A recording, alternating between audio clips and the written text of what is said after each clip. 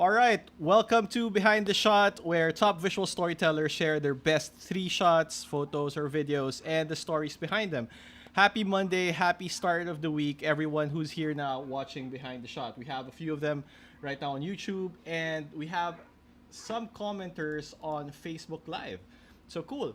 Uh, I have to say, this is an episode that I've been really looking forward to. I know I say that almost every episode, but this one had a long time coming.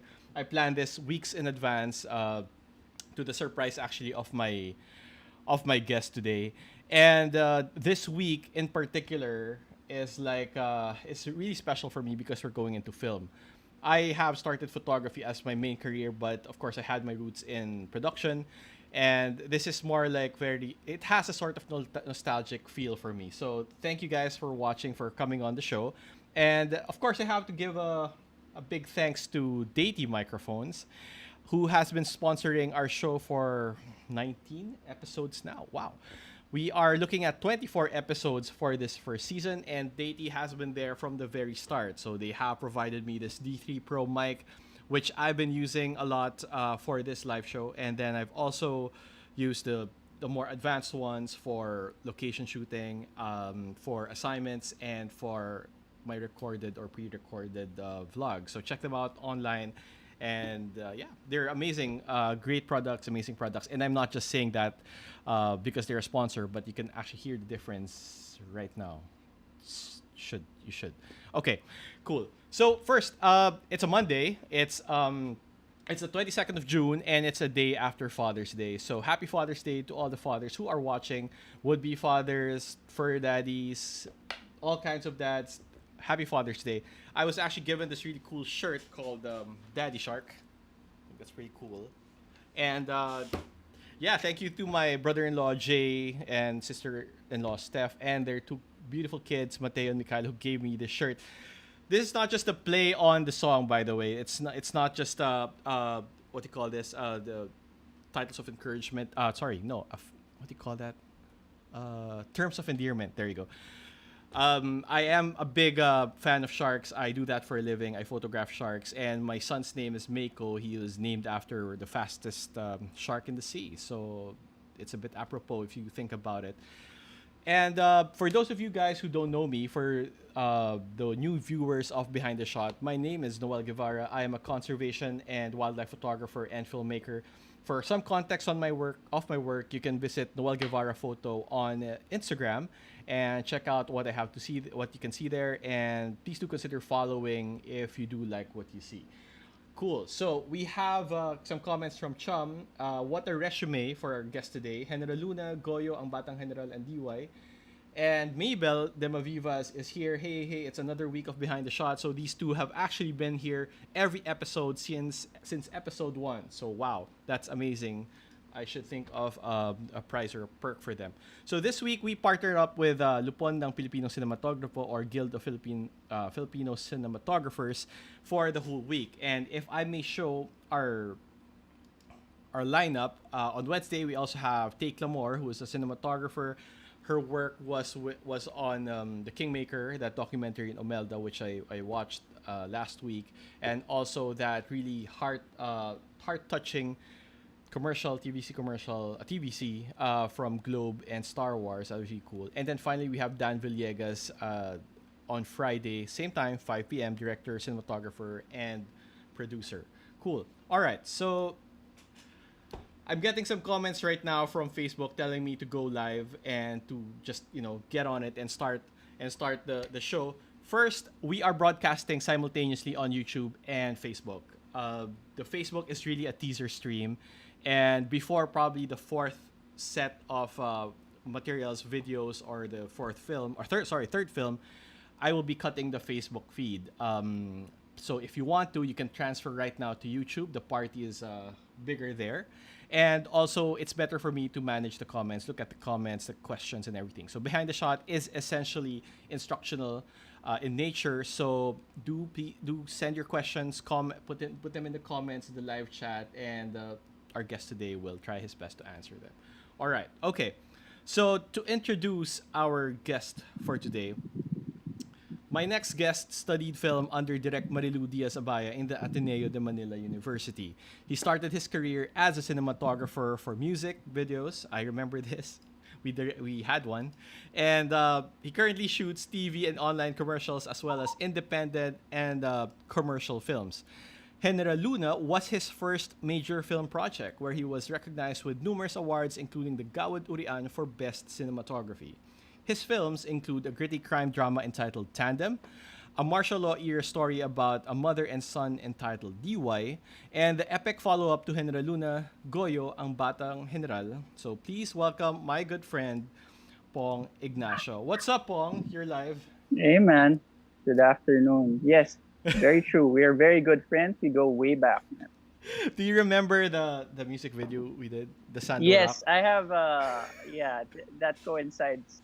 I have a comment on that later in one of the works that we're going to feature. Don't tell me you The use a peg. lighting. Oh, no, there's a lighting that's similar. Okay. All right. How are you doing though? What have you been working on any projects during the lockdown? During siguro the tail end of this lockdown, I was been developing a film to be shot, and it's going to be directed and written by Bobby Bonifacio. I worked with him last year. We had our first film together.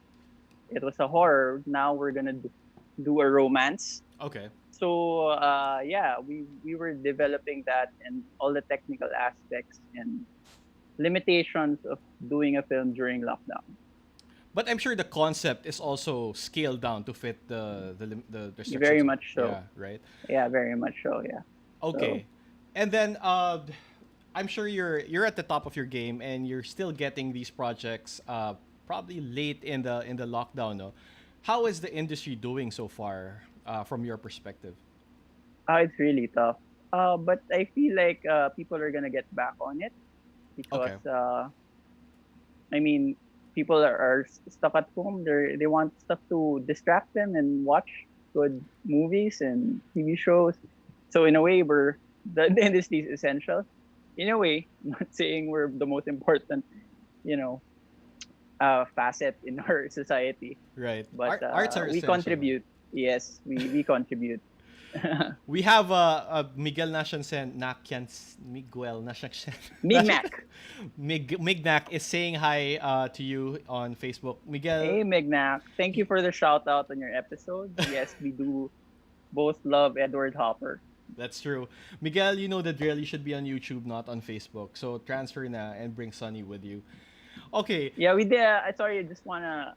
go. If you wanna watch the short film, that Mignac and I did. Well, he directed it and wrote it, and I shot it for him some years ago. It's on Lockdown Cinema, I think, on the Vimeo page. Is this the one and only short that he said that he directed?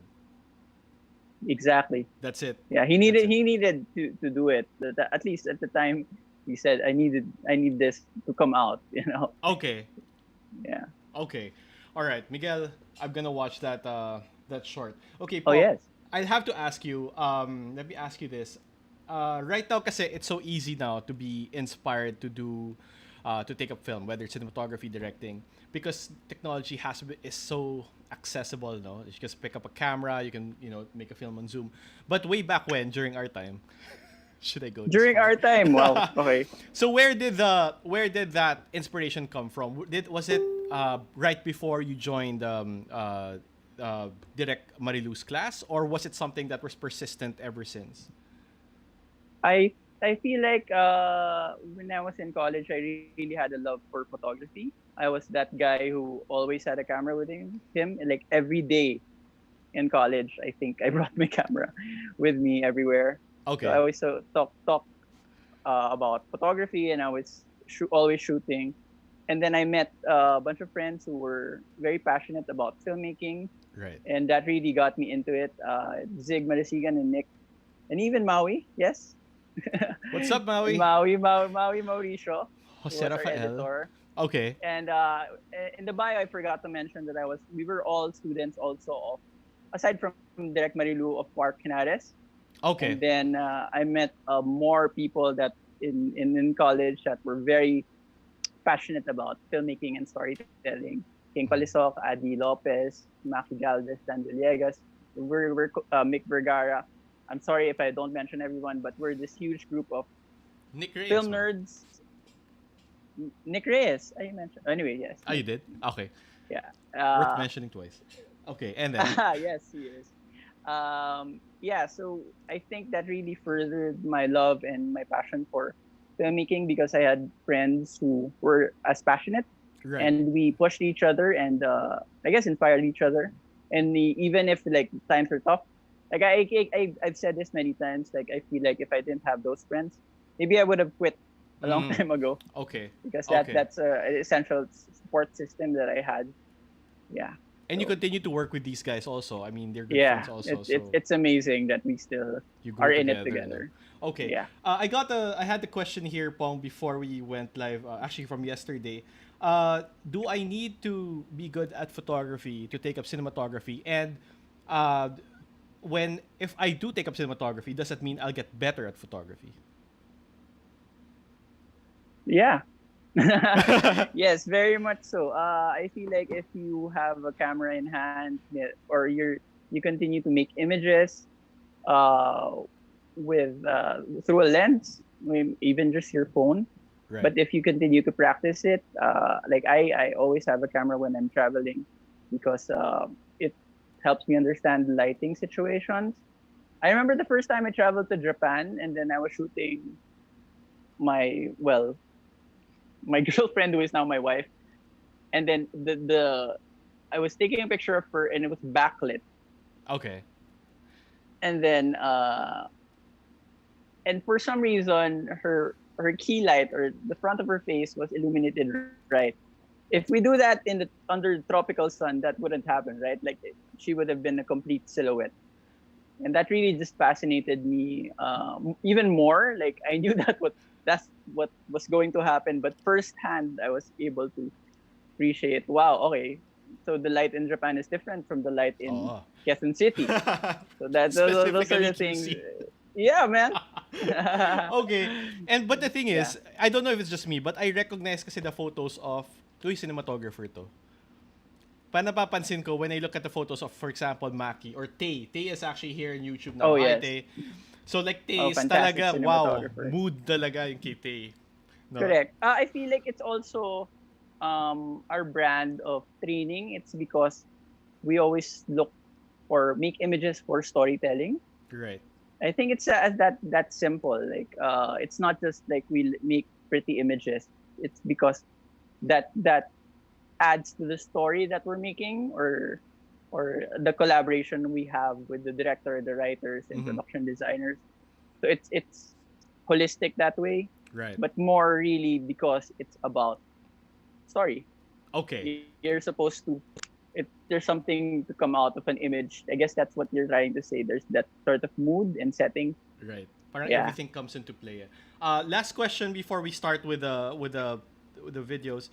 What is the difference between a cinematographer and a director of photography? It's the same thing. It just sounds fancier and longer. Okay, so it has nothing to do with using celluloid. One is using digital. No, no, Okay, no, all right, cool. no. Oh, sige. So, okay, guys. Before we move to the program proper. Behind the shot has always been for amplifying the reach and of course the portfolio of the artists that we feature. So while you're at it, if you're on Instagram, please visit Pipagong for Pong's Instagram feed, and also on Vimeo, check out all of his work if you want some sort of context, but we're gonna have it anyway. But yes, please visit Pong Ignacio on Vimeo as well. Now, here's the deal. For this week, we're showing primarily videos. And what is the experience of behind the shot when it comes to videos? It has been shaky at best. So YouTube has been really, monitoring everything that I've been showing. That when I showed Jason McBanua's videos, we were immediately cut off because of copyright issues, even if Jason was the owner of those copyrights, right? So intellectual property. And what more now today, because we're shooting or showing films that have our intellectual property. So we will try our best. Pong and I will try our best to show everything in their entirety. But in the off chance, right, that we get cut off, do not worry. We will resume. but the Facebook feed will not go down. Facebook is a bit more lenient. But in case the YouTube goes down, we'll create another link and see how it goes from there. If I get blocked eternally from YouTube, then there is Facebook. But we will try our best. Okay, so let's begin. Sorry, I was adjusting some stupid The light, lighting. no, the light. Okay, so without showing the poster, of this first film that we're going to discuss, can you describe what this project is for you? How do you feel about this film? No, without naming names. We're not gonna even name the film. Yeah, don't. Like, let's say this project was I meaningful feel, because it started whatever. You can go with that. yes. I feel like it's always my dream to do a film. I feel like every cinematographer, that's a target. Even if you're into commercials, you're into music videos, you do weddings, but if it's a different feeling when you're able to do a film. Mm-hmm. This film was kind of my big break. It made really an impact on my career. Um, Before that, I was just really doing a lot of music videos, a lot of short films, and then Gerald Tarog gave me a chance and did this film with me, and then it became this phenomenal success, and it has become, I guess, in part of the consciousness of every Filipino. Okay, and that is Heneral Luna, right?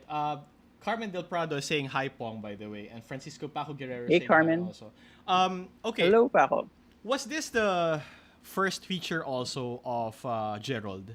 Because I remember No, Gerald's last no. one was ano eh. Di ba Before shake, rattle, this, and roll siya? yeah. Oh, yes. I did one Shake episode with him. He did another one with Maki. Before that, they did Senior Year, if I'm correct, and Mm. then he did some more films in Cinemalaya, Mga Tiyanan, and Oh, I remember that. Okay. what's the other one? I haven't seen that. The one that he stars in, but yes, I that didn't one. see it. I didn't see it. I'm sure someone will comment. Gerald Darragh fans. Okay. Uh, mm. So Uh, yes, it's not his first feature. what was the journey towards getting this? Ano, was it just a cold call na Pong, do my film, shoot my film? Yeah. It's a pretty cool story. Gerald was always interested and fascinated with Heneral Luna Okay. because the person Antonio Luna, because he's not really in our elementary history books. And when you read upon him, he's just like this hothead with a mustache. That's all you find out. And it's a tragic thing. So he was very fascinated with that story, and then he felt like it was a story that Filipinos should experience more and know more about. Mm-hmm. He told me about it during the time that we were shooting Shake, Rattle, and Roll.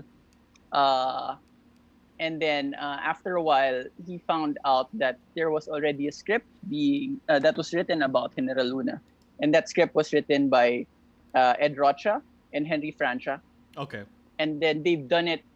Maybe at the time it was like a decade before that script was written, Mm-hmm. and then but it never came together. They never found the right producer for it, and then Sir Nando Ortigas came in as the producer, and the stars aligned. So Wow. Gerald, Sir Ed, and Sir Nando became the producers for Heneral Luna, and that's how we were called in and said, let's do this film together. Okay. Did you have any misgivings before taking it on? Like, you know, I've been working on short films, or was it like, okay, you know what, this is my big break. I recognize it. That's it. It was more like, wow, how do we do this type of film, like in terms of scale, in terms of setting period, and so I studied a lot. I had a lot of preparation time, and Gerald also likes to prepare tremendously.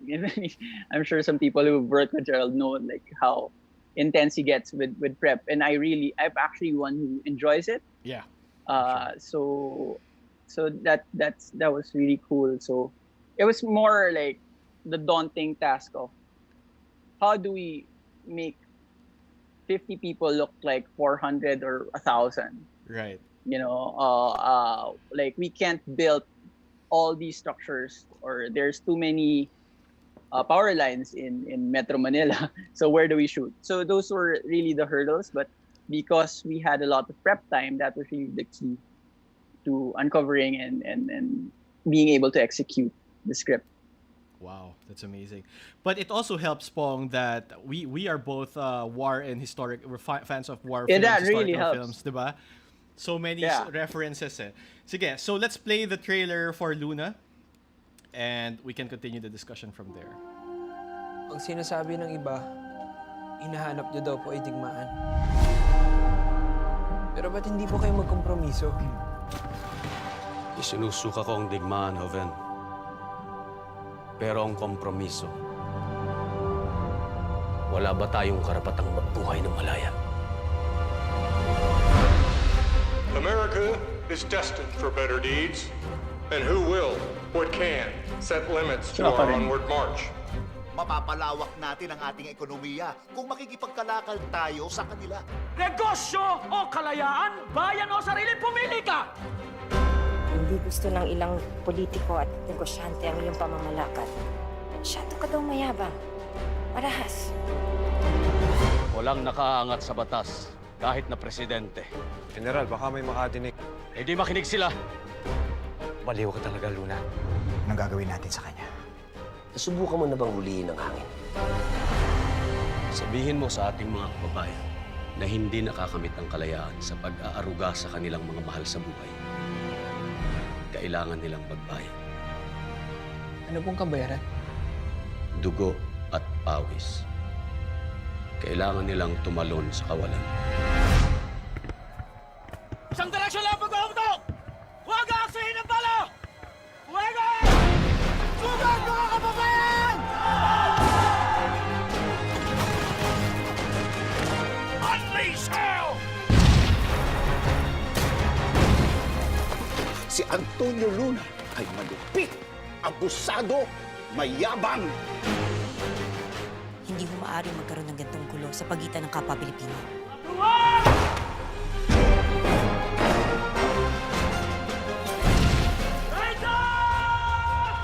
Si Luna ang pinakamahusay kong general. Mga kapatid, mayroon tayong mas malaking kaaway kaysa mga Amerikano. Ang ating sarili.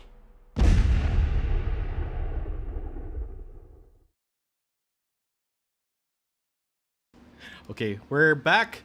And so that was a trailer for the film. Yeah, I remember watching the trailer and then watching the film itself. I remember, Pong, you were the one pa who bought the tickets for me for watching Where that. did we watch? Where did we watch? No, I was the one who watched it. Parang I watched in Green Hills yata. And then you bought the tickets for me and then I had to pick it up from your place. But Thanks for watching. Of course. Okay, so we have here the we'll be playing the screen caps now while we discuss the ano. But I guess the first question that people would normally have is in terms of the visual style or the treatment or the the atmosphere of it.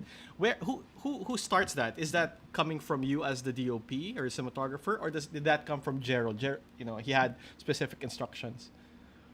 Definitely it comes from my director, Gerald. I forgot to mention, thank you, Tay, for mentioning that Gerald did Sanadati and Confessional. So those are Thanks, two Tay. films before, thank you, Tay, before Heneral Luna. Because he really has this vision. He also wrote the script or co-wrote the script for this film. So he came to me with pegs, and as cinematographer, I just add to that. Kumbaga parang add it to the mix. Meron kang linuluto, and then I just spice it up with some of my ideas and also pretty much how to execute it. Maybe I'll tell him, oh, that's kind of complicated. Maybe we can simplify it, or maybe that's complicated. Let's do it. Okay. Right. So and then it's everyone's in collaboration with his vision of it. With Heneral Luna, there were two films, or at least two films I remember that were very integral to as pegs. One is Open Range. It's a film with Kevin Costner, so that's a Western. Mm-hmm. So Westerns were a big influence with me and Gerald in terms of the visuals. I think it comes across here, more so actually with the follow-up to this film. So that's something we both love, Western films. And then the other one is Paths of Glory by Stanley Kubrick. Wow. So that's a black and white film, a war film that I'm sure you're familiar with it, and then that features trench warfare. Mm-hmm. And that was shot a long time ago, and it has incredible cinematography and incredible battle scenes, and we took note of that. So yes, so those were two things that he came with, and then I just added up some of the ideas I have.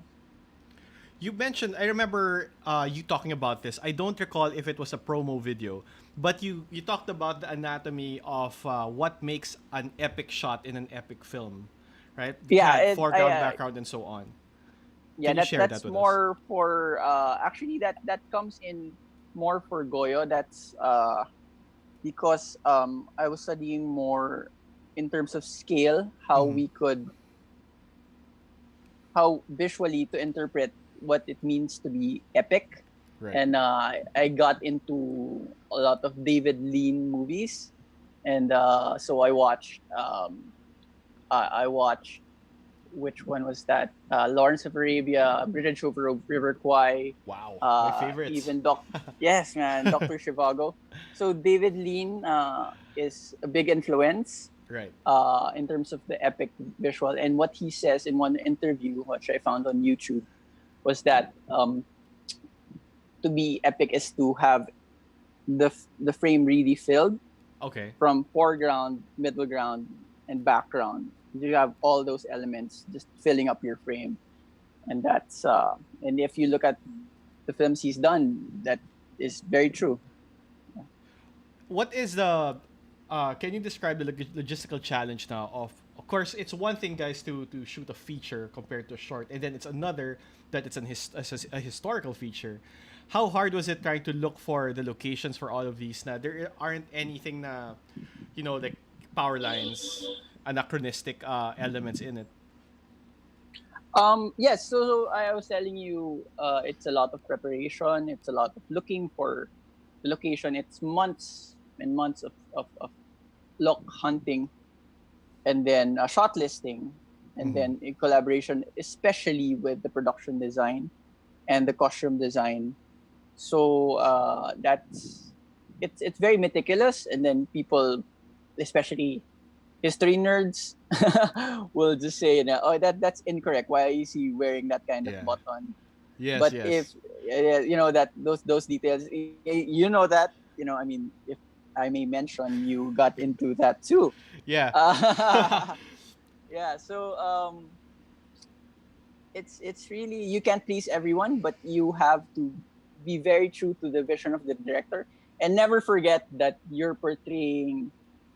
Yes, you're portraying a historical character, but you're also trying to entertain people and putting it on the screen. Yes. So that's you. I mean, it's gonna be. It's not a documentary. It's a feature. So Right. So you have to let those, not every little detail, as much as possible. Of course, you have to be true to it. But That's true. Okay. Yeah, if I may share also, like a part when I used to be in a historical, no, I still am. a historical group. we should put up that picture I took of you. Which one? The one where you were in World War II uniform. With a flag or something. Okay, sige. Yeah, with a gun. Yeah. Okay, so I was a part of a World War II reenactment and historical group, and we have like a sister group called Buhay na Kalikasan, and I think they're the ones who advised you guys on. They're more focused kasi on Revolutionary War and Filipino-American War. So they're the ones who advise you. So most of you guys don't know this, but we actually have experts in that field that what we call, this is not politically correct, so pardon me for using this term, but we call them stitch Nazis. They're very particular down to the button, as a Pong that was is so saying. incorrect. Paul. Yes, it is. Sorry, guys. I apologize, but it is how it is. That's how it's called in those reenactment circles. This particular shot, this particular frame, Pong, what I particularly love is that you took images or frames inspired by actual paintings of your subject. So was that something that was planned before pa, or was it during the? Oh, you know what? We can do this. The thing with Gerald is he plans everything, so every little detail is shot listed. So it's not like, oh, that just so happens to be there. Of course, this little detail is a I guess, a visual allegory to uh, what the Parisian? You can Parisian see life. that Parisian life. you can see the painting there, the actual painting that he did. Parisian life. That Luna painted, and which includes, I think, Jose Rizal in the background. So yeah, so it was painted during the time that they were in Europe together with Antonio. They were the Ilustrados.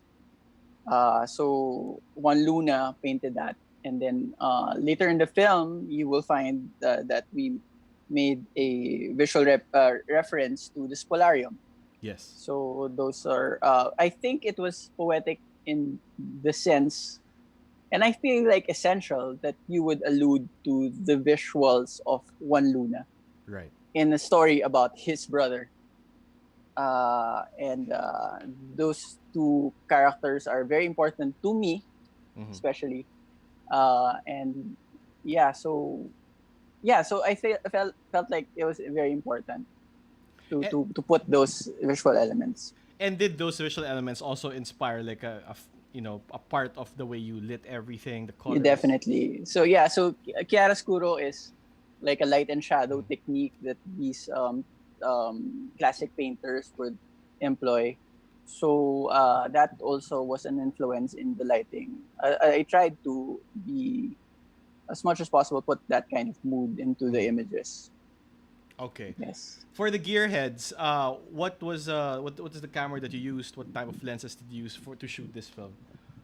This was shot with the Red Epic, and then I used Leica lenses for this film. Yeah. So that's interesting. For this one. Because you mentioned before when we were talking offhand that Filipino cinematographers tend to lean towards Alexa. Oh my God, you just put me in a hole, man. Sorry, man.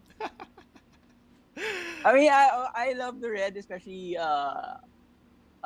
during the time I was shooting. I think I shot a film before this. I forget, a short film maybe with the Red Epic, or maybe a music video. I forget, but I had experience with it. Okay. So I became more confident with using it.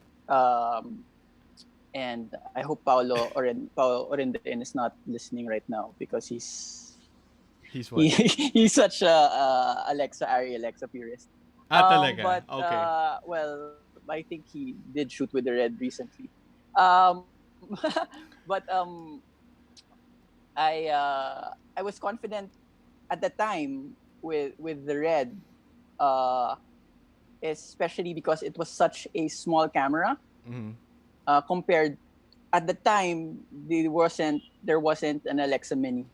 Okay. So I said, let's go for a smaller camera. The way we're moving, the way the action is going, and the way we're gonna go through trenches, we can't have a lofty, camera. And the way Gerald shoots, he's very fast, he's very quick. He knows what's next. He just wants it set up right away, and that's essential when when there's a lot of pressure. Right. So I went with the Red, but actually with Goyo, I shifted to the Arri Alexa Mini because because they came out with a smaller camera. Yeah. So the Alexa look in a smaller camera, so that came out perfectly. Okay. Yeah. All right. So I feel like if you're shooting with Gerald, you need a smaller camera because he's so. You have to be quick able on to his set up. feet. Okay. Cool. Yeah. Okay, so guys, you are watching Behind the Shot, and we are with Pong Ignacio, cinematographer. Visit his Instagram, Pipagong, and Pong Ignacio on Vimeo. I'm seeing so many people actually on the Facebook stream, so I just want to reiterate for those who just joined right now that we will be cutting this stream before the third film. Our primary platform is really YouTube, so if you can transfer there better. And yeah, please ask questions, guys. I had some questions here that were already asked prior to this video, so this live stream. So we have a lot of that, but I would like to hear from those who are actually watching.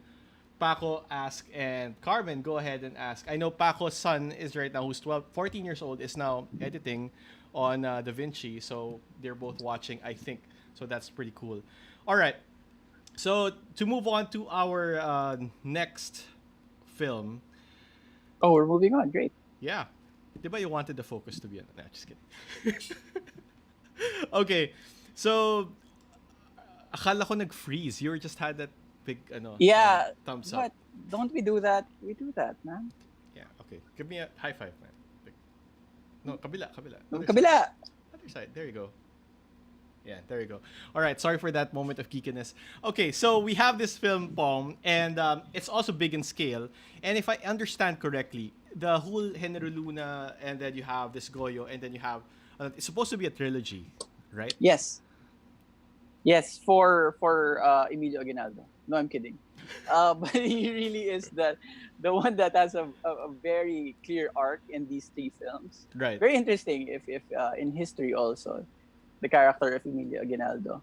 We were also kidding after Heneral Luna. It kind of villainized Emilio Aguinaldo. Yeah. And put light into what he did historically. People may contest what we were saying in the film. But nalala ko natatakot kaming pumunta ng Cavite kasi we can't shoot in Cavite because that ng tawag doon baluarte ni Aguinaldo. Aguinaldo. So. Okay. But yes, it's designed to be a trilogy and three historical figures. And I'm yes, very excited and hoping we get to do the third film soon.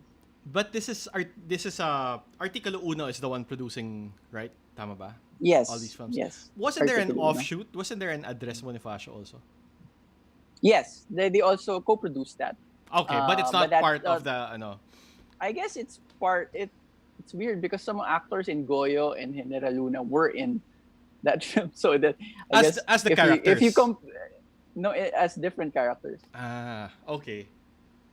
I see. I can't remember right now, but it's if you compare to the Marvel Cinematic Universe, parang hindi yata pasok eh. But yes, they co-produced that. But in terms of Gerald's trilogy of heroes, it's these three films: Luna, Goyo, and Quezon. Okay, all right. So now you are going to play the trailer for Goyo. Actually, it's interesting because we're gonna play the trailer in its entirety. It's in file form, and then we're gonna play a trailer that is pre-visual effects and pre-grading. For those of you who messaged me wondering why they couldn't hear us, you couldn't hear us while the Luna trailer was playing. That was intentional. You're just really meant to focus on the video. It just so happens that Pong and I can't stop talking to each other. Okay. Yeah. All right. Sige. So, we will play the Goyo trailer, and Pong and I will shut up. Okay. Here we go. Okay. All right. And there was that. Okay. So, Pong, in terms of scale, just how much bigger is this compared to Luna? Easily double the budget, and then in terms of the sets, larger, much larger. We really came from the success of Heneral Luna, and we tried to match up to people's expectations of that, and also in terms of production value, very proud of this in terms of just the visuals, the production design, even the sound and the CG elements of it really is for me. I'm very proud of it. Okay. So, I'm going to play now I just want to mention this is a really interesting exercise. I think I did it in your class. Mm-hmm. Thank you for reminding me. So we can actually in Ilocos Sur. Okay. So we went up there and then we rode jeepneys and 4x4s and then you have to go hike up 45 to maybe almost 2 hours. Wow. And it's really steep. And you get the sense of why Goyo picked that location. So yes, to go back to what you were saying about scale, like we really had to find the right locations and the right mountain ranges to add like some poetic visuals to what the script was saying. So yes, nothing there for the actors. Yeah. So just to add na okay, maybe there's a mountain range there or there's more soldiers. Like for this particular scene, I think we had 400 soldiers. It was supposed to be 2,000 or maybe 4,000. So we added that with Blackburst, our partner in post in visual effects. Yeah. It's a common misconception right now, well, for the longest time, no, that Philippine-based studios aren't able to match the VFX of Hollywood. But you can see here, Totally agree. no, right now, like what you see, what they've done. How many are you familiar? How many VFX shots you guys did for the film? 300 plus? No, no more. I forget. You know what? That was some time ago. Goyo was an entire year of my life, even in post production. I just got married in the middle of it. Yes. Of that year, In 2017. the middle of a bagyo called Goyo, if I'm not mistaken. Yes, it was. Right. Funny, right? Wow. And shout out to Jaja who shot that my wedding, who was my photographer. Your guest some Yes, time ago. Jaja was here like 2 weeks ago. Yes. Yeah. Yes. Amazing photographer. Did you meet her at the wedding, or it was after? I saw that? her, but I never met her. I met her nung Nikon or we joined the Nikon Yes, family. yes. And then shout out also to Adrian, Joel, and Ryan, photographers ni Jaja during the wedding. Shout out, hi guys. So that was the entire year of my life, and sometimes the details are kind of fuzzy because we shot this for 60 days. Wow. And then a lot of it was under the rain and the cold. Okay. Because we shot during especially Tirad Pass, we shot that during the rainy season. So sometimes Okay. we would stop shooting in the mountain because it was raining hard, or there was fog, and we couldn't. We couldn't continue the scene. Yeah. So and then the other half of that year was spent in post production and adding more VFX shots, and I did that with Monica, and Monica, who is also the set designer, Sabial. set decorator. Yes. Yes. Uh, Hope you're watching one. for Goyo, and Gerald, and our post production producer, Joel Andy, who is also our producer.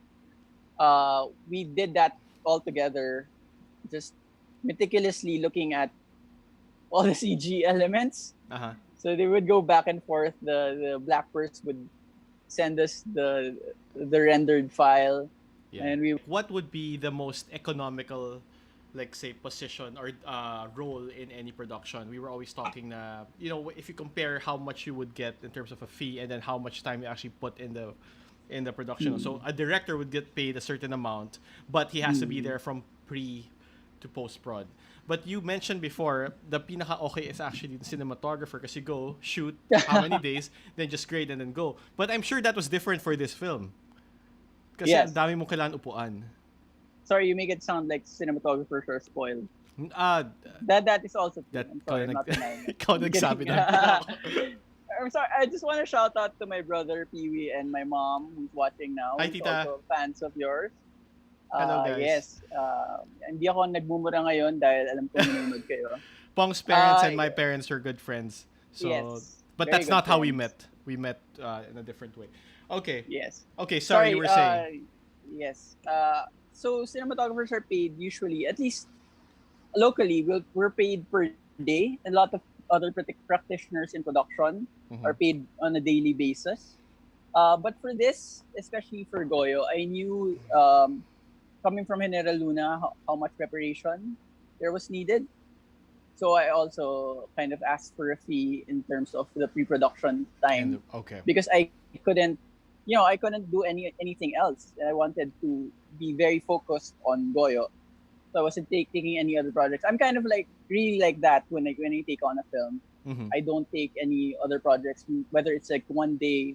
When I'm doing a film, it's really just a film. You're locked for a year in this case. Yeah. no? Well, in this case, yeah. If it's Wow. if it's something it's 3 months, I'm locked in for 3 months. I don't usually take anything else. Right.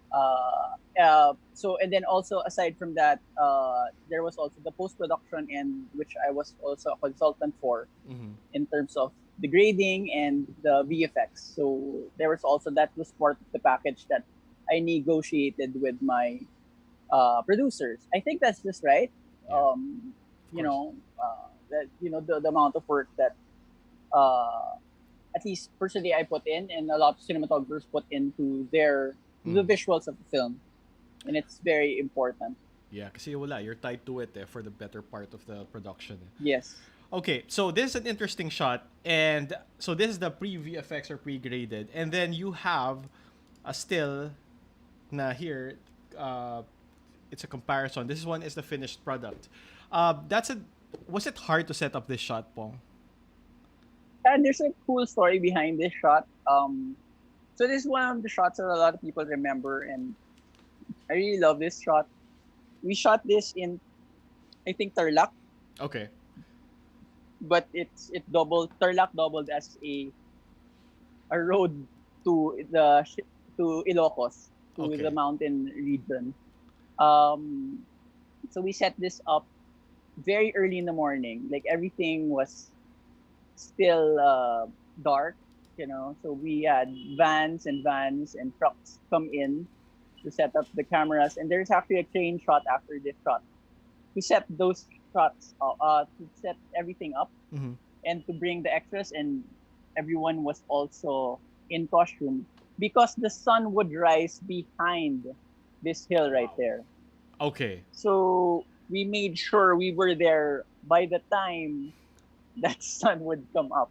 And our assistant director was really the key to this. Crisanto Aquino was really the one who really pulled this off for us. Okay. And everyone was just so that we could get this wonderful. It looks like sunset, but it's actually sunrise. It's iconic nga. But how many takes were you able to make? Just one?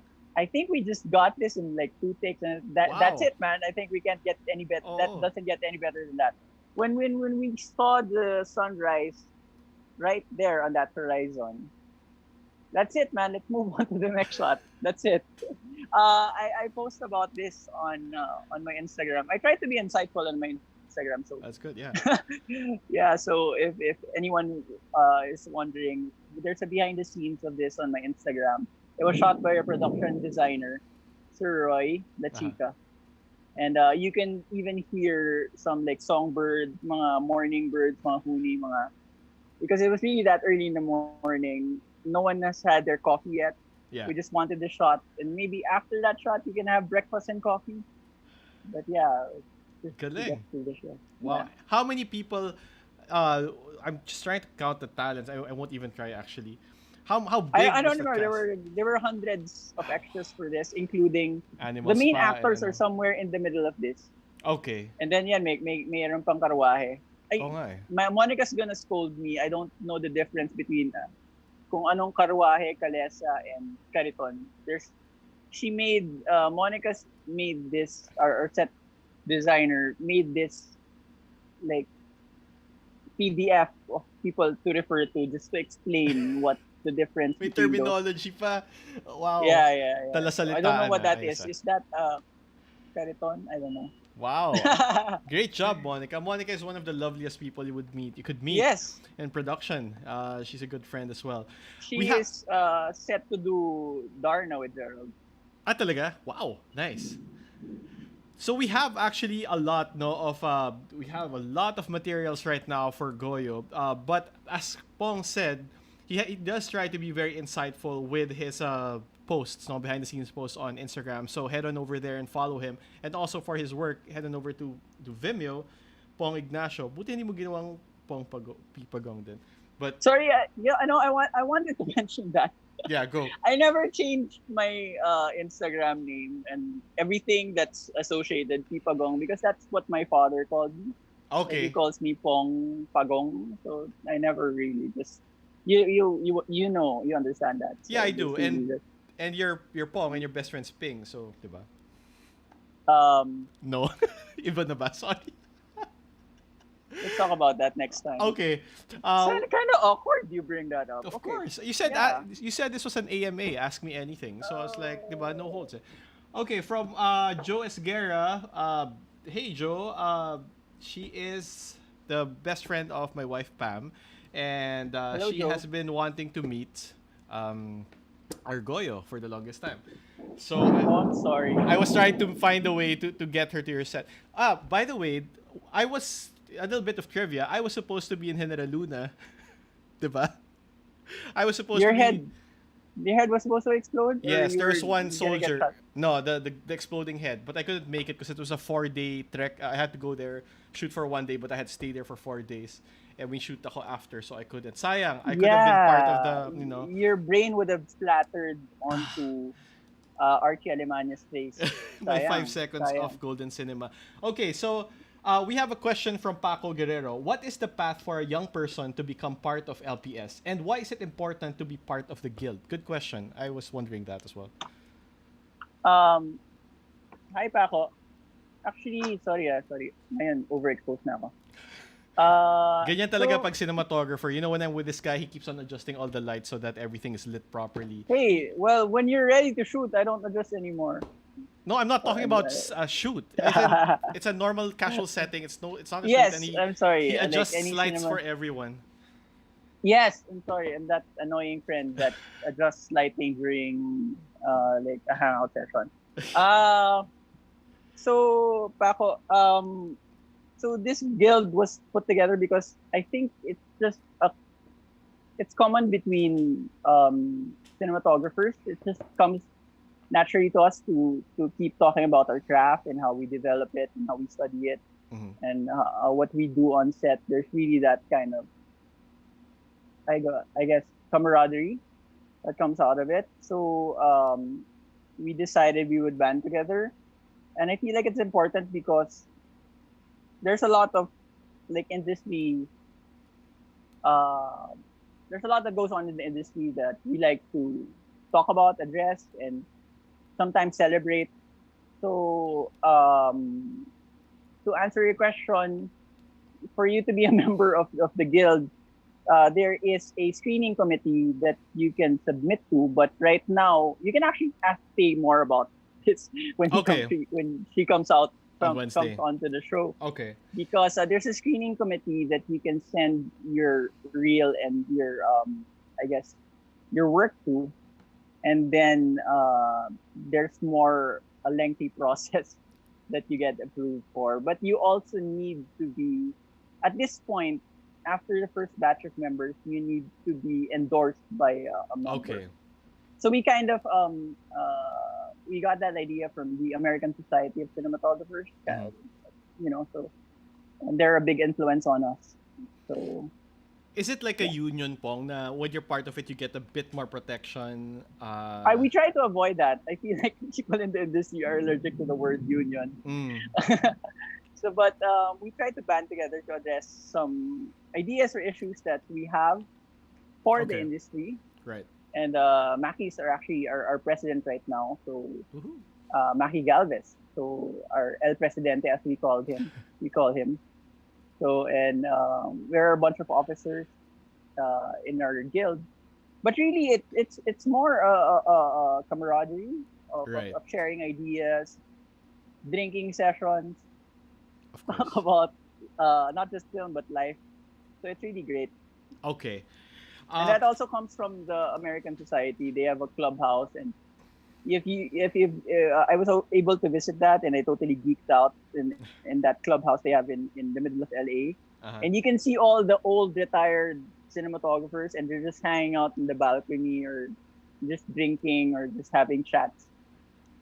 Pretty cool. I wish we had a clubhouse. I'm sure you guys will. Maki will find a way. Okay, so I want to show this video. But we couldn't shoot in Taal. Okay. So the production design team had to make this set in the middle of Ilocos.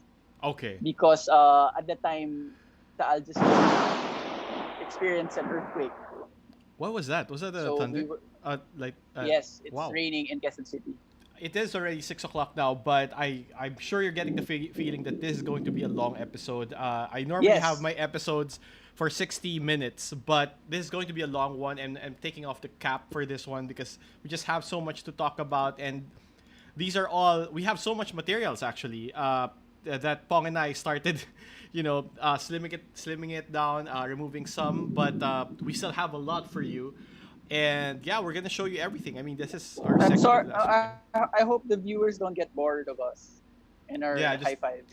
What side is that? There you go. Okay, there you go. From Daniel De Castro. Hello, Pong. Is there any recommended exercise for cinematography this lockdown? I'm just trying to understand more shots. I recently made a breakdown of Maynila sa mga kuko ng liwanag. Thanks. Wow, that's quite a breakdown. I wish I could view that. Could you comment on what you do there? Yeah, can you? Yeah, Daniel, please show that. Expound on that, Yeah. please. Yeah. I feel like there's a lot to do during the lockdown. One of the things is just study films. Just keep watching, viewing films. I had a run of watching local films because a lot of it is uploaded. Like you can watch Goyo online and Heneral Luna online on Netflix. So for you guys who are curious, and then I was able to watch his masterpiece. I'm so sure Direct Peke Galiaga would like haunt me saying this word masterpiece because in interviews he said so sick of that word masterpiece for Oro Plata Mata. But I was able to watch it on iWant and like blew my mind how Tito Rodi Lacab shot that film. And it was a time of experimental cinema in the Philippines. It was also a time of turmoil in the Philippines, but they were also able to pull that amazing story in the Negros region. Yeah. So I hope you get to watch that. So I feel like what you can do is just keep watching films. And I think what he did there was watch this film and kind of made a breakdown. Mm-hmm. That's what I do too. Like I would study films. I have a lot of screen caps in my laptop. Yeah, I remember that, and I started doing it before because of you. Yeah, so a lot of cinematographers like Maki has shared, me and Maki have shared all these screen caps of wonderful films of cinematography that we love, and just like look on it and get inspired. And you can read more books or study more paintings. So those are things you can keep doing. I feel like nawala yung ilaw ko. Sorry, kasi wala nang battery. So sorry, top light na lang ako. Baka magka-eyebags ako sa lighting na to. Pero let's just power through. Okay. Dito. Yeah, so like people think na as cinematographers, artists, filmmakers feel like watching all these films is part of the job. It's learning more and understanding more the craft. Okay. By just breaking these down. So he's on the right track by doing that with Maynila sa Kuko ng Liwanag. Wow. Okay. So Paul, I'm going to show now the behind the shot photos from Goyo. No? So just comment on any and let me know if you want me to pause on something. But I think what a good discussion here, Pong, would be just how much did it cost you in terms of commitment? No, the commitment to the film that you had to work on for one whole year, and I don't think a lot of people can understand or fully comprehend what that means exactly. Like, how was it for your wife? How was it for your family? Being that devoted and committed to this film. Wow. Existential na yung usapan. Medyo. No, kasi it's not a lot of people can experience that, di ba? Na ganun ka tagal. I mean, I've had shoots of 1 week, but it's documentary. But to shoot for 60 days. Was it straight? The 60 days? Yes. But of course that's spread out for months. Okay. And then that 1 year commitment, what sacrifices did you have to make? What adjustments did your family or wife have to make? I think that's something people should hear before they get into this. I don't feel like it's a sacrifice if it's really something you love and you're very passionate about. So like I know you understand that, like with the photography you do, and even the show is something you're passionate. So it's not a sacrifice that way. I'm lucky I have a partner who really understands my creative mind and my creative process, and sometimes my moods. So it really is a commitment. And one of my mentors said, Jay, I remember him telling me in one of our conversations, maybe over coffee, Jay Tadenya told me na you really can't call yourself a cinematographer if you haven't done a full-length film, because it's really a marathon. Right. I'm not like putting it down, but I'm just saying, like, to yourself, you can call yourself a cinematographer if you've done a full length, because it's really a tedious process that involves physical and mental, perseverance. And even, yeah, when I say physical, nalala ko kasi, like, I did a lot of cardio at this time because we were going up mountains. Like, okay, I need to be fit before I shoot this film. I remember our Physically, zombie film na yeah. you needed cardio. Wala pa, Yeah, wala okay. wala pa akong cardio noon. Yeah, we were doing these running videos. But yeah, so those are like commitments I had to do.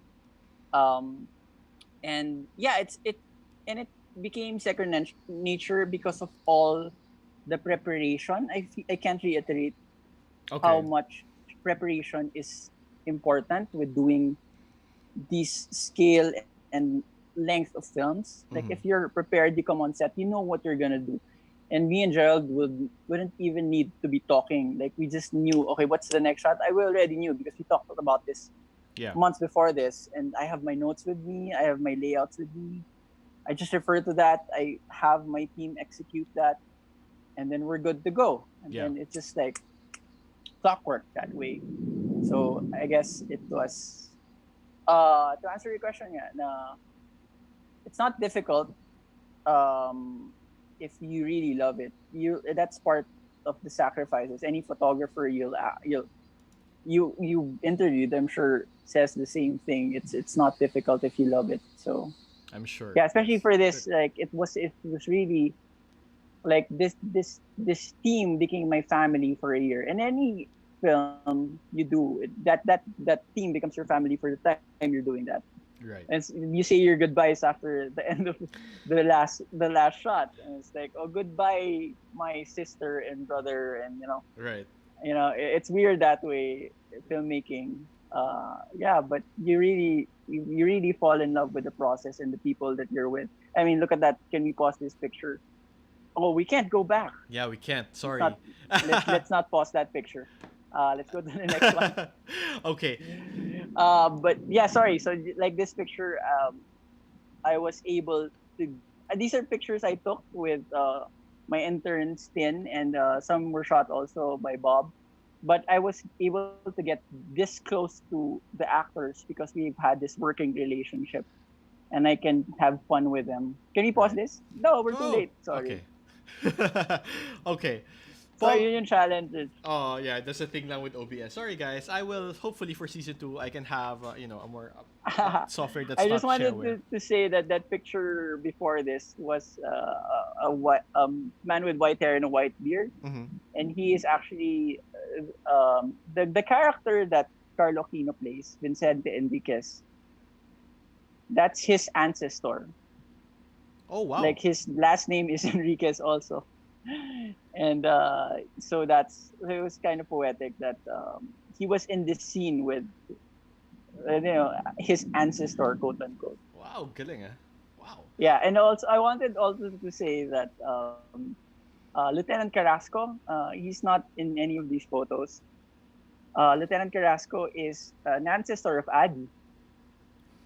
Lopez? He's the Spaniard. Yes, Adi Lopez, our friend producer. The character that Matt Evans plays, and he was very integral in the Battle of Piran Pass. Yeah. He wrote a book about the Battle of Piran Pass in Goyo, and it became a reference for Gerald. And that's Adi's ancestor. How crazy is that? Like I talked to Adi's mom, and it's like she was so happy that one of his ancestors, her ancestors, was put on screen. Yeah. It's bayaw. Okay, so for the end, to wrap up Goyo, we'd like to share with you this VFX breakdown.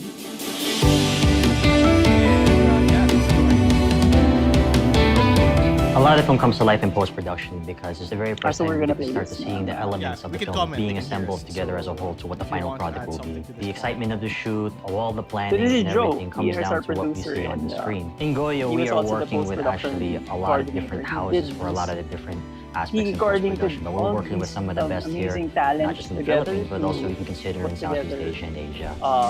Goyo on the big screen. For color grading, probably the best colorist here in the Philippines is Madeline Magsaysay of Media East, and she has done a wonderful job of bringing vibrant And then life this is to Miss Pong Marilyn cinematography Magsaysay. for this film. She is our Many colorist, people don't wonderful even colorist. know that color And I sat grading with her exists. through the entire As the process colorist, you of have to color use your grading Goyo. I sent her imagination, my pegs. come up with ways to And, enhance a I would have situation some back and wherein forth you want to ideas. take Also, them I into a want- different world. Your number one goal should she be was to also bring very out the vision important of the consultant in terms director. of the VFX Number because two, she had come up the with final touches the of the proper film, color the palette visuals. that would enhance So the movie. after the Not grab VFX, attention, to explain but lang, bring the she colors the audience film in even one more pass into the or picture. in final pass, Number three, and of then course, she would I throw make it a those point to bring out images the beautiful to the VFX cinematography, not to hide it, not to even destroy for them it. to Because render sometimes their when you're not additional careful, you put in elements too like much that. contrast, too much color. And then it would go back removes to her for details, her to you know, color. It hides details. And Okay. sometimes So she I would became look also a stupid very here in my important own room consultant alone. of I like, would be oh, crying. does that look good when they see already, me Miss sad Marilyn? because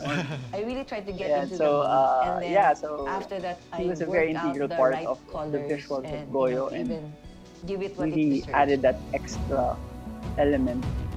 In terms of sound, In this terms is of the one colors that we and wanted the best of the storytelling. best.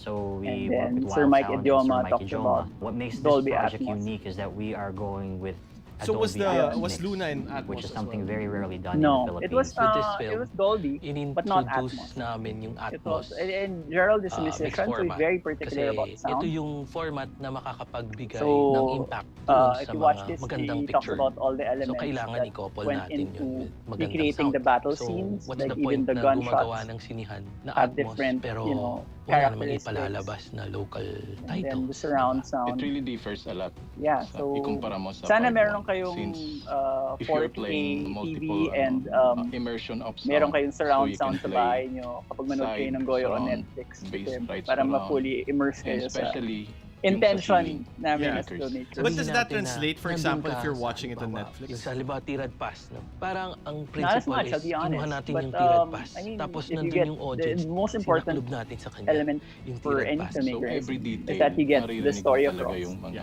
flaws, You know, but kung ano yung madudumi. I mean, You film have to be is always meticulously intended na, for the big linisin screen. siya. At I meron mean, pang isang any meticulous purists, dito, yung purists, director. maybe we can So, talk to talagang the makutkot director siya. of Dunkirk. So kailangan lahat Diba? i-comply natin. Because Lalo he's ba very sasabihin particular ko, about itong film ganitong klaseng baril and pure. ay sa Amerikano Actually, lang ito. Christopher Itong klaseng Nolan, ganito ng baril ay sa side, mga Pinoy side lang. note, sobrang So even magkaiba during yung the tunog. Pag pandemic, napanood nyo itong pelikula, he's so magkaiba adamant yung that tunog Tenet ng is putok gonna ng come baril out in ng cinemas. Amerikano at iba yung sa Pinoy. Because that's Iba how yung it was ricochet, intended to be. iba yung tama. Film Yung mga putok ng baril, and this story, kailangan limang klaseng whether it be on their devices, and then that's great. And at least we reach them. That's good, yeah. It's so much work that really went into this, and I have to say, how was it in terms of getting all those Caucasian actors for your Do we talk about this funny story?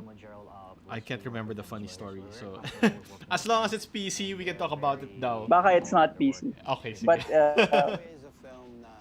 sorry, yeah, but yeah, sobrang difficult. Parang I remember we really gathered all the Caucasians, and some of them are actually medyo Turkish looking, Mediterranean looking, but they were, it had a different complexion. And also a lot of them were really great actors. Like the lead American actors were, if you watch the movie, were tremendous. Okay. But yeah, so we collected everyone, every white guy we could find. Wow. Okay. Yeah. That's and then they went up the mountain with us, and they had really no problem with wearing a uniform and being under the sun and under the rain. They had a lot of fun. Super troopers. They were great. Okay. Yeah. So guys, we have just finished the two films with Pong Ignacio, our guest, who is a cinematographer. So we did Heneral Luna first, and then we did Goyo second. Now, it's interesting because just right now, Pong, a few seconds ago, I got a notice from YouTube that we have detected copyright material. That's why I actually stopped the playback of that behind the scenes and switched to this two-shot of us. So we avoided that. So that has been an issue for Behind the Shot for a while. Dodge a bullet. For copyright videos. I am down to my last strike, and I won't be able to broadcast for 90 days if I get called out again. But while we're here, we'll take advantage of it. So Behind the Shot, guys, is the show where we invite the top visual storytellers just like Pong to talk about their favorite work and the great stories behind them. So if you like this video, please hit like, and then if you like the series, subscribe and hit that notification bell. The thing is, this video, after this live stream, it goes on archive. It'll be on my channel, and the more likes it has, of course, the more that YouTube will pick up on it. The algorithm just brings it up into the recommended lists, and I think more people should be able to watch what Pong has worked on and his stories behind it and what his process is. So if you haven't yet, please like the video on YouTube. For you guys who are watching on Facebook, I will be terminating the feed right now on Facebook, and I invite you to transfer to our YouTube channel. It's more fun there, and I can read the comments so much better. So right now, I am putting a link here in the comments. I think we're gonna go on for another, I don't know, 30 minutes probably. No, I'm kidding. So are people still watching? Yeah, they are actually. So the link is there in Facebook. Thank you, guys. Please click and head on over to YouTube and ask your questions. Pong is open to, this is an AMA for Pong. So ask me anything. That's what he told me. No. Wag lang masyadong personal. Yun lang. Sige. So may limits kaluluwa pala. ko na yung nilalabas ko. Sige. So guys, please head on over. We are going to continue the party in YouTube. So I will now disconnect Facebook Live and we will continue on YouTube. All right. So we are moving to our third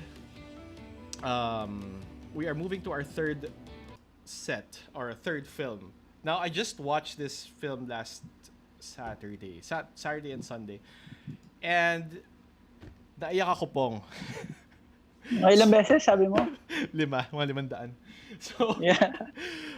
Okay, so Liway, compared to Heneral Luna and Goyo, this is a different type of film. And what drew you into the script or the narrative? What made you want to take this project? Yeah, first of all, this is like 1/100th of the budget of Heneral Luna. And sorry, Goyo. In terms of budget, sobrang liit lang nito.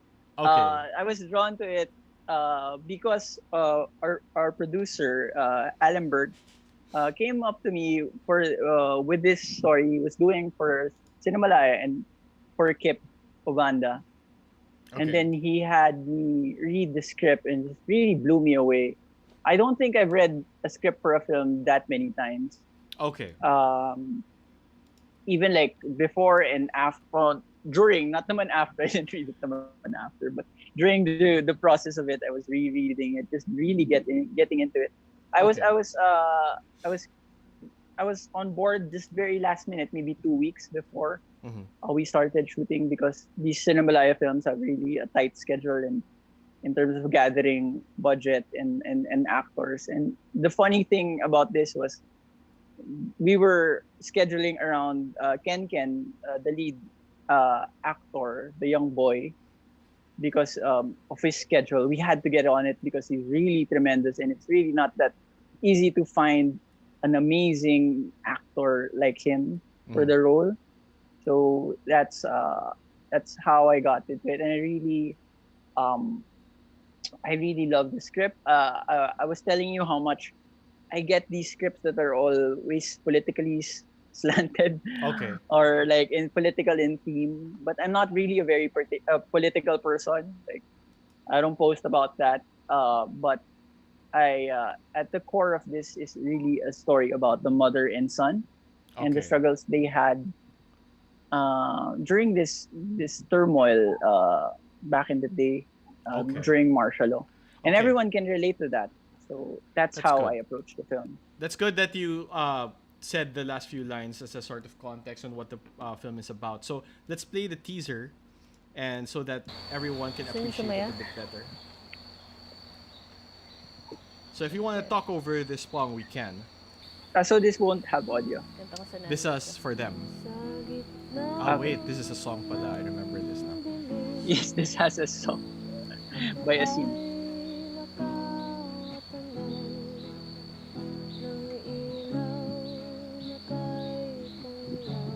I remember a story about that hut.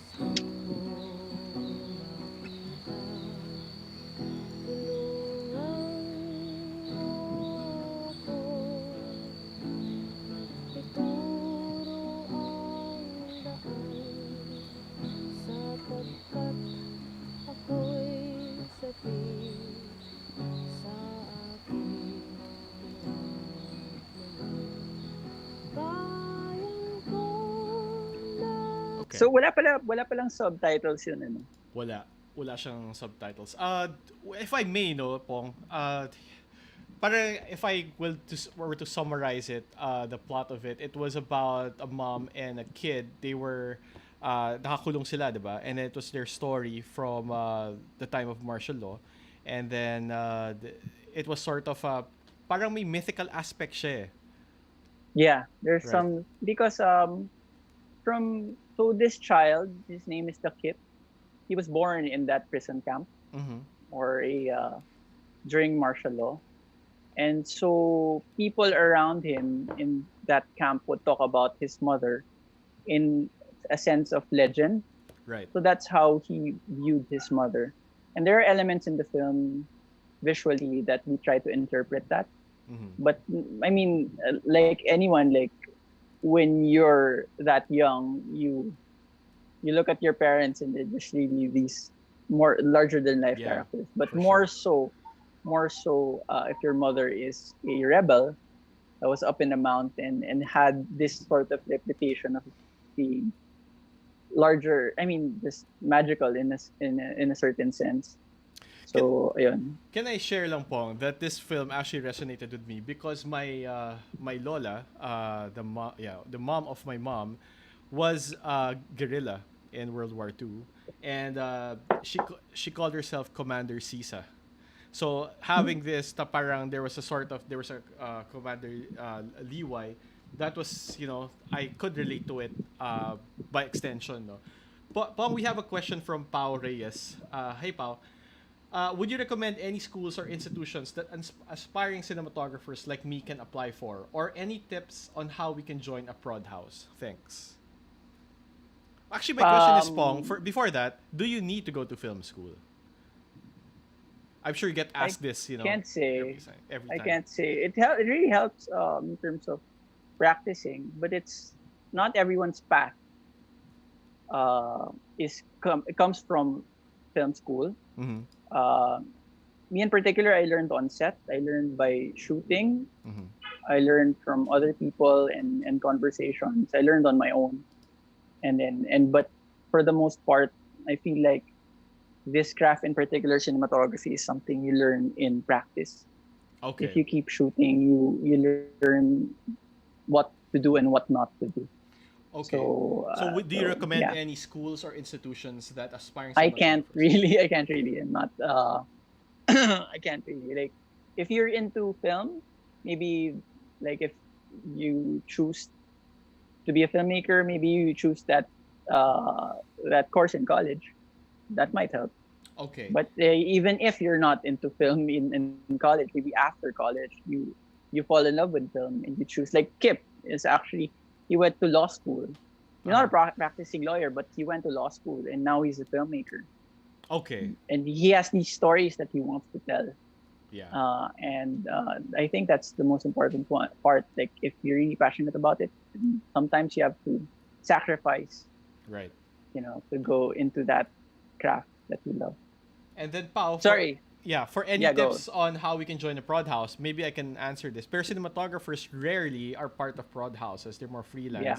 It's the directors. We're freelance. Yeah. It's the directors that become part of production houses.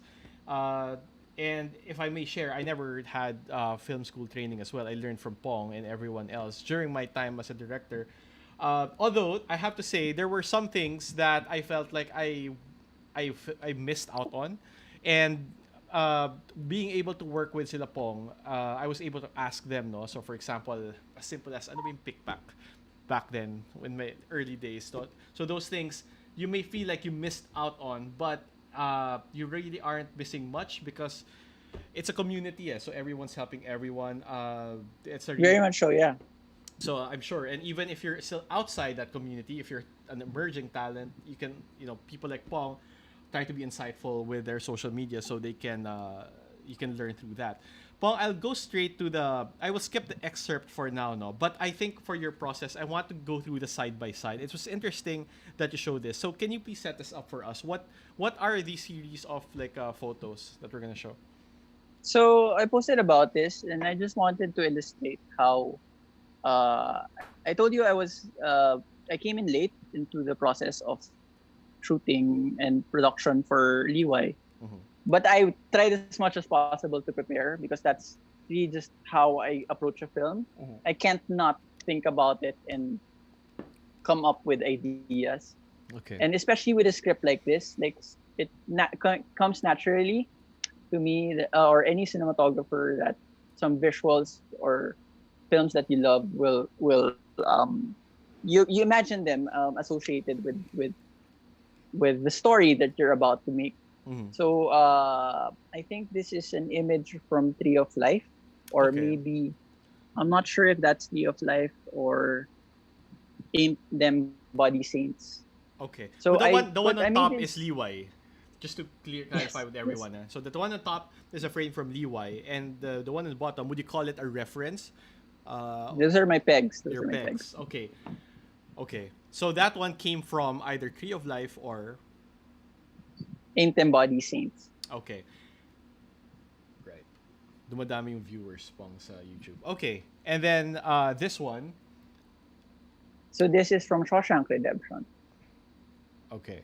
So I just remember this. I just could not forget that image of the loudspeaker, and even the colors of Shawshank. And so these are images I give to the colorist, and the colorist for Liway was Timmy. I've done so many films with Timmy, and we have a shorthand. Like I just send her my pegs, and then sometimes si Timmy Torres. Sometimes I don't even have to tell her what my intention is. Like I just send her when she receives the footage, she knows what to do with it because she knows how I light. She knows my intentions a lot of the time. So that's great when you have that working relationship with your colorist. So you were able to clarify, Lant, you were able to look for these images, these pegs, before after reading the script, or was there already a storyboard and then this one perfect for this one? Actually, the way we shot Liway was not storyboarded. It was really during the shooting that we came up with the shots. And I told you that we didn't have a lot of time to prepare. So in contrast to Goyo, where everything was pre-planned and like laid out in notes, Liway was really a collaboration between Kip, myself, and Mara Marasigan, who is the assistant director. Okay. And it is just funny to me because when I came up with these specs, it was after I read the script, right? And I put together a PowerPoint presentation. Sorry, gumagamit pa ang PowerPoint to those keynote guys. Sorry, PowerPoint pa rin ako eh. I came up with these pegs, and then like it just sets in the back of your mind. Na this is what you're supposed to do. Okay. And then years after we shot this, I just came back to it and just realized, na wow, okay, dahil nga naka-embed siya sa utak ko, visually on film when I shoot it, it just comes out. Yeah. So yun yung, because I feel like, again, going back to the preparation that I love doing before approaching a film. Even as the colors here, this is Empire of the Sun, the image. That's a young Christian Bale at the bottom. I loved it. I love that film. Yeah, man. So, sobrang ganda ng pelikulang yan by Steven Spielberg. Also set in a prison camp. Right. So like that. So may mga films na parang maaalala mo and you associate with the story you're reading. Yeah. Visually, it's like, okay, maybe I should look back on that and the images in that film and the colors. I also want to point out that, especially this frame, this is a frame from Ain't Them Body Saints, and that's it's a movie set in the American South, and a lot of it, and one of the things that's associated with the South is what they drink, right? So what they drink is bourbon, and the cinematographer of that film, Bradford Young, said that he wanted the film to have the color of Bourbon. That was so interesting to me. Yeah, that's interesting. And then so I kind of came up with my own interpretation of that for Liway. And I told Timmy, let's look for a color, and the color is rust. Mm-hmm. So let's have everything kind of like, yeah, okay, nagde-deteriorate na yung mood nung and then it's associated with rust and rotting and just being in that place for the longest time and imprisonment. Yeah. So wow. Pong, this is interesting that you said kanina no na you have these pegs and then they sit at the back of your head and then you start when you're shooting it just comes out. It's I find it interesting because when I give talks, I also tell people that my process is when let's say I'm out to take a photo of a specific animal, say a polar bear, what I do leading up to the actual shoot day, I look at all my favorite photos of polar bears online. No? I download iPad, keep on looking at them even at night.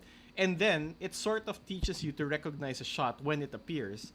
But it's you recognize it, but it's your creative interpretation that takes it further. So my question is, I've been asked this in one of the in one of my talks, isn't that sort of like copying if you're having a peg? Not. Right? Okay. Can you explain that, please? Okay. I feel like it's not copying because first of all, you're creating a story and you're not the same people in same set. It's not the same set of experiences you're putting onto the screen. Yeah. I mean that's how my interpretation is of filmmaking. It's because all these artists came together to create an experience for audiences. And in terms of visuals, I feel like in that moment you reacted because you've studied so many images in your head. Right. I mean, like, these are images that you love and resonate with you as an artist. Yes. So and then you're not copying naman No. down to the last pixel, diba? It's I mean, not that. It's not about is it that. copying if that photographer or cinematographer? I'm sure a different cinematographer or photographer will have a different interpretation of that image in that moment. Correct. So, so that's what comes into. I mean, as an artist, you have all these influences, and it just comes out in the work that you do. Yes. I feel like that's very true. Like, will you ever call Juan Luna a copycat because he did images of Roman and Cleopatra, and during the time yun yung ginagawa ng mga European artists. Okay. Pero because of his interpretation and his experience, even the dark strokes or the light that he was rendering onto his paintings, that's his person, that's his artist that comes out to what he was doing. Yeah. So it's not copying. It's really not copying. Yeah, so there's that, no? So pegs are really, like what Pong said, pegs are really there to establish direction and sort of take inspiration from. And also, it also helps, when you have a team, it puts you on the same page. This is what I'm going for. But like what Pong said, it's the interpretation that really, makes it different from the especially in source. that moment. Exactly. In that moment, yeah. Okay, we have a question from Andrea Sid from Acid. Hi, Pong. Acid. Long-time fan here. You've mentioned in the past that Edward Hopper is one of your favorite painters. Can you talk about why and how has his work and painters in general influenced yours? Wow, it's like masterclass na to, Pong, ah. Itong ano na to. Thank you, Acid, for that very like you know me well. That kind of leads to like one of my answers. I remember when I was starting cinematography or I was practicing, people would actually keep saying, you should study painting. You should study painting. That's what cinematographers, that's what we do. We like to look up on paintings and refer to them and say, okay, I kind of didn't really get that. Why? Because this photography, it's a technical aspect. Yeah. It's very technical. It's numbers, it's exposures, it's lenses. It's handsy in the sense that you have to load everything and put on these settings. And then I studied paintings more and more, and I realized how cinematography was in line with that because the images and the lighting and the choices you make are similar to painting in that sense. In the sense that you choose a certain light shaft on this side of the frame, a color splash on here, a certain hue. And those are choices you make as a painter, right? Mm-hmm. And you can make them as a cinematographers with all the tools that you have and all the technology that you have. I'd rather have a shadow here and a highlight on my character here. And that's what painting is, like highlighting elements and giving them texture and contrast. That's what you can do as a cinematographer with the technology. Wow. And I also realized in terms of Edward Hopper, one of his famous paintings, I'm sorry we can't put that up now. I was not ready with that question, Acid. But his famous painting called Nighthawks, Mignac loves that image, of course. Through the years, you know, I always go back to that and to my Edward Hopper books. And I realized that Edward Hopper established exposure in that one image. He established like, oh, this is a highlight. That's +1, +2. And this area of the frame, that's -1, -2. And this area is maybe like -3 or, you know, and that's 0 exposure. That's the proper exposure. You know, so he established that and won that image. And that's why it resonates with a lot of photographers. His work resonates with a lot of photographers and cinematographers. The light that he would put onto his images is just like photography. He made those decisions like he was taking photographs. That's true. Yeah, one of our guests, Chris Magsino, who's a landscape photographer, I realized that kaya ang gaganda ng photos niya is because he used to be a painter. That's what he Amazing. took up. No? So it was that application and interpretation that I want him to talk about. And ang ganda na you kind of, you know, put that other side there. All right, so guys, we are still running and we have one more film that we want to talk about. Well, no. So this is like your AMA Pong Ignacio AMA / masterclass. And again, I would like to invite you to visit Pong's Instagram.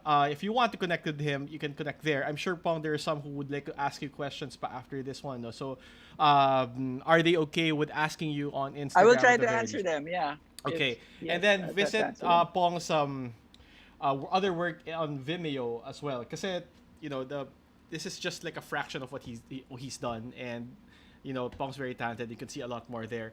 And then also, I'd like to invite you to visit me on Noel Guevara Photo. I usually post the next episodes there. So please do. And, you know, #support local. All right. So let's get to the...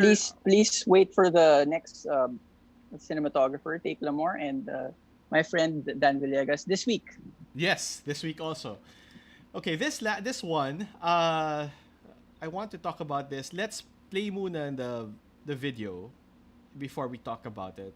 I'm excited about this one. Yes.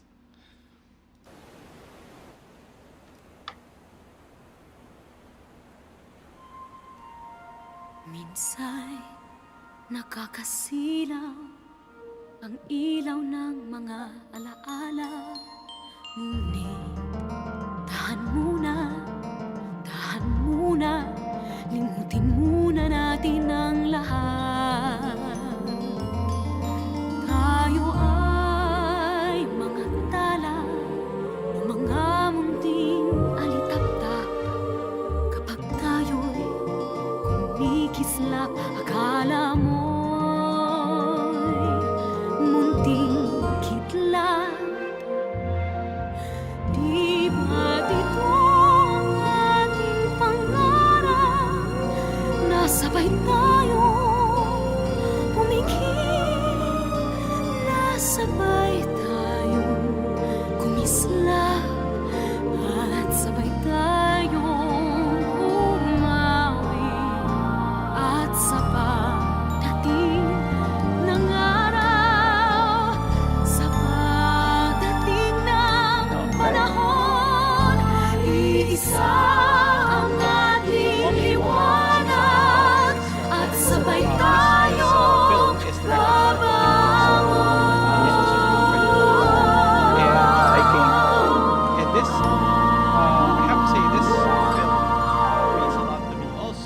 because Lobok Children's Choir is the choir that sang in my wedding. And yeah, it's just amazing they have the story. So, Pong, I remember you asking me before if they were the ones nga who sang at the wedding. And what was the...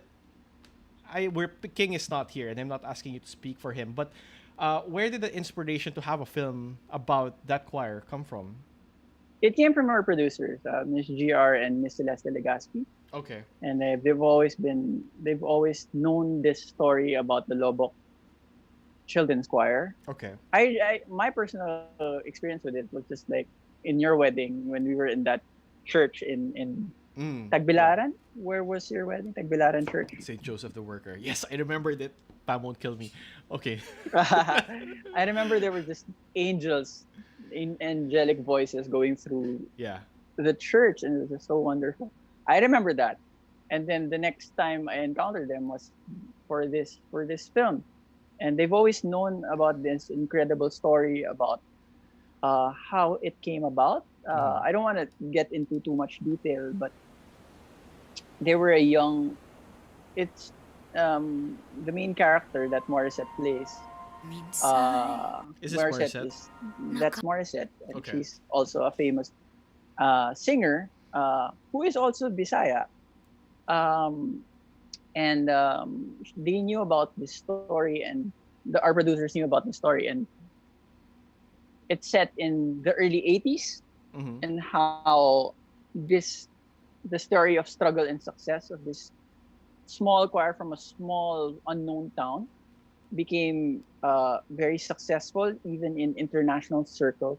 Wow. Like they recognized Europe even until now. They're generations after that first choir. Even until now, they're still invited internationally to sing and compete. So it's just like, and then we went to this location in Lobok. The people from there might kill me. You say it Lobok. Okay. Okay. Right. Like Lobo, like parang balloon. Okay. Me and King and the entire team really felt the magic in that river town, and the people that were there, and the voices. Small town in the Visayas. So we really felt it, and I hope everyone gets to experience this film, because we were supposed to shoot it. This is just a teaser. People think that we've already shot the entire movie. Okay. So this is just a teaser. We just picked scenes from the script, and then we shot it for a weekend last year, and then we set it this year, like this summer. Pero next lockdown. Okay. You know, Pong, I really love the photography here and the colors. So, coming from Heneral Luna, and, you know, looking at this when you were working on this, you mentioned to me that you felt like you've grown so much as a cinematographer. How did you recognize that when you were shooting this? So sorry, to clarify, was this the latest one that you've shot? I shot 2 films last year. They were both horror films. But this one really resonated with me because of what experience I had in that place. Okay. In that river town. I loved it. We stayed in a place that we woke up to the river. So, and it was like, it spoke to me that way. And then the visuals also. Okay. I had so many ideas for it when I was reading the script and looking at the locations. One of the images and artists that I allude to is Monet, and that's a tall order.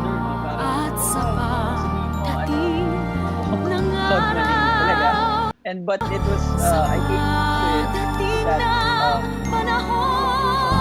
his paintings have reflections of sabay tayo, and I came to our colorist, Mr. Len. Let's go for Monet. I know it's all art, but it's not crazy. And just allude to how he renders colors and images, and even like that haziness he has.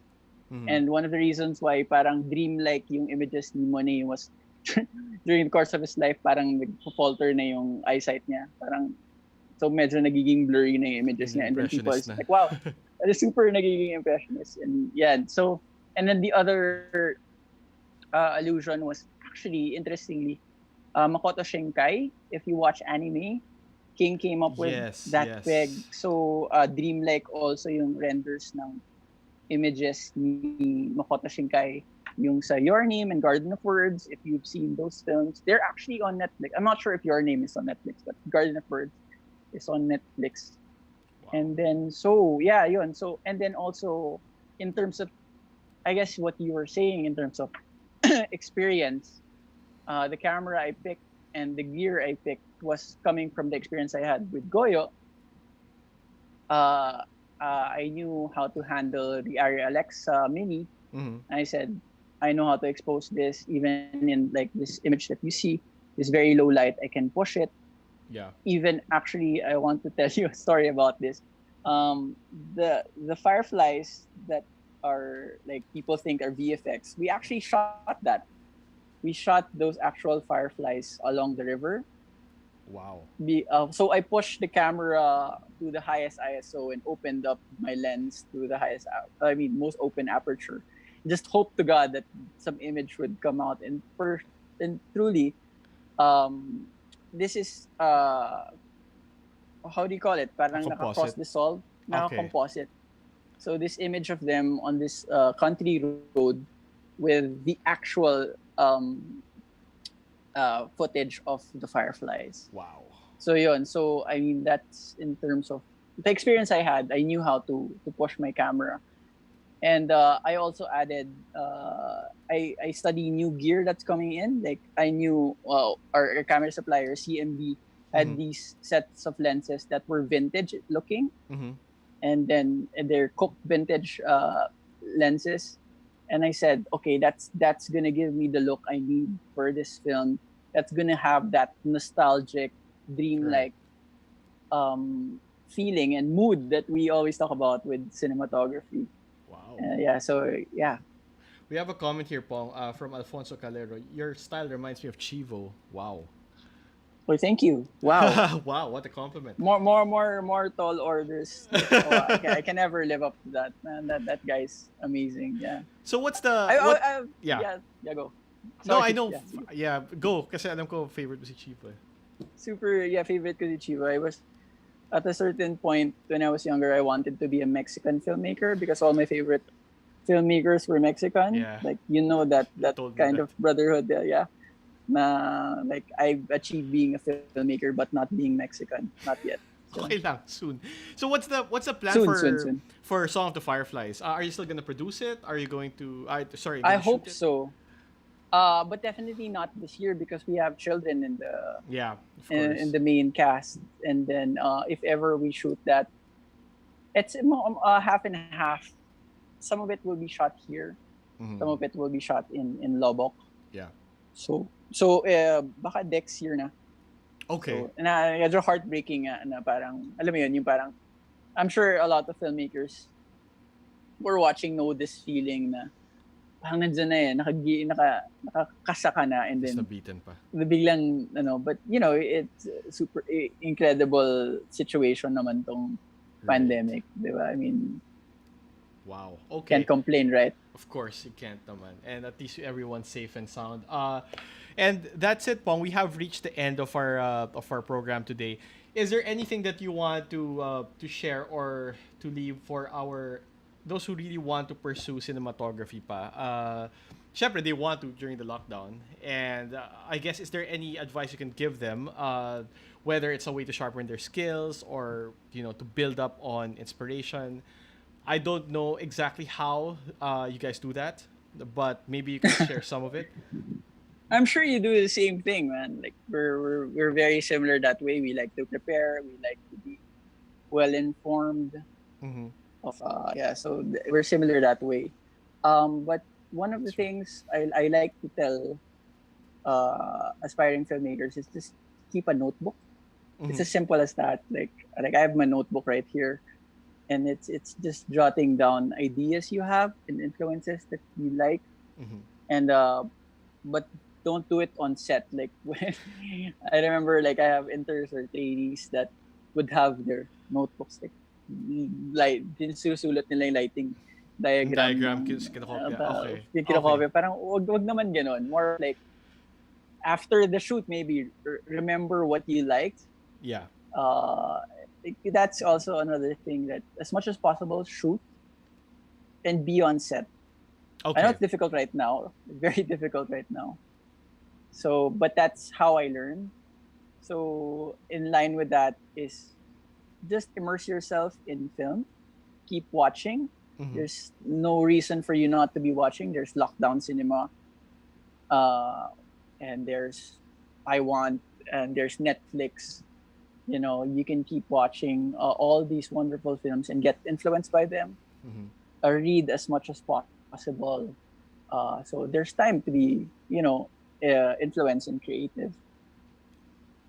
Okay. So Pong, my sister's here. Hi Noel and Pong. My ate Pat is here saying hi. Yeah, so Pong, thank you very much for lending us your time. 2 hours of it actually. So Grabe, this is your Lab DS episode. This is my walang wee break. Yeah. Walang wee break. I just want to say to everyone na thank you for inviting me, and